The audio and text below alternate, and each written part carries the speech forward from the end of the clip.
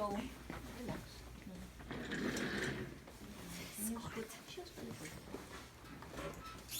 Okay, so this is the what they call this. That's why it's important that your patient is properly attired, so you won't have a hard time.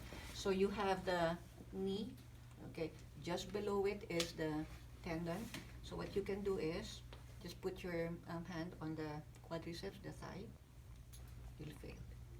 You'll feel the contraction here, and you see the jerk. Okay. Now for the Achilles, just dorsiflex the foot a little, relax. Okay. The Achilles tendon is this very big tendon here, the back of the leg. Okay, so if the foot is slightly dorsiflexed, you will be able to appreciate the tendon. Here, this one here. Okay, so just right it. Look at her foot. It goes that way. Okay, so this is for the Achilles. Okay, now for the superficial reflexes.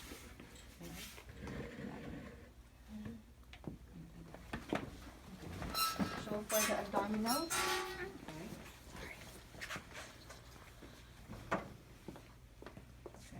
so just stroke lightly the area around the umbilicus.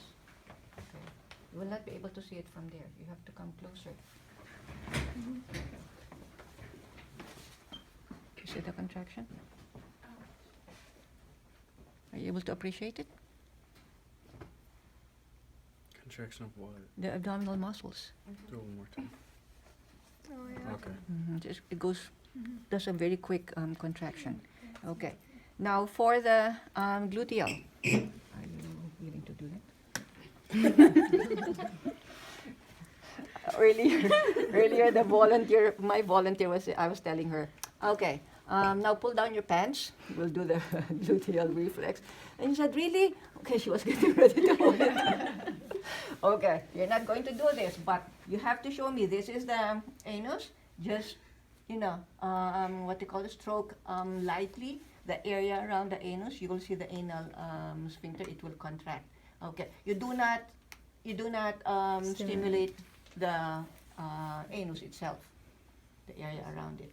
Now, if Jennifer were a guy, so cremasteric, stroke, you expect Rise. So, scrotum. Or scrotum and penis. Yeah. what? Just little Rise lift up. Same side. Okay, rise of the scrotum and the testis On the same on the side that was stroke. Okay, now we do That is our when the penis pathologic Does it? pathologic reflexes. Okay, so we have the plantar flexion. Okay, remember, it is important that when you assess this, you assess from the sole going laterally to the big toe. You do not do like this. Okay, so like that. It's harder because she has her socks on, but normally you will see the plantar flexion. Okay, so it goes like this. But with the socks, it's very thick. You will not be able to appreciate it. If it's Babinski, dorsiflexion, the other toes will fan out, spread. Okay. Now for the ankle clonus, okay, just sharply dorsiflex the foot. Okay, then let go. So normally there is no movement. If there was a positive ankle clonus, you'd see the foot still moving, even if you just did that. It will continue to oscillate. And then for the Brudzinski, so are you still awake? Okay. Jennifer, can you just lift your head off the bed? You do not expect any movement on the lower extremities. Like I said, if there was meningeal irritation, when the head is lifted, the knee Bends. bends or flexes. Now, this time, you can put your head down. This time, for Kernig's K, knee Knee. first. You ask the patient, can you bend your knee? Okay. You don't see any movement on the head area.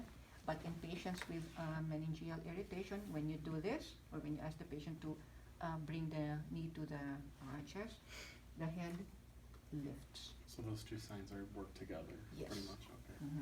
And when you bring down the leg, they feel, oh, it's painful here at the back. Okay. Now, normally, we do it at the same time. Okay, you can do, and if you're able to elicit the Koenigs and Brzezinski on both sides, okay, then you have a bigger, it's more confirmatory that it's meningeal irritation. Because you may be just stretching a muscle, that's why the patient, oh, that hurts. But if you're able to assess it on both, there's a greater likelihood that it's because of meningeal irritation. Okay, so these are the different tests for the neuro. Questions?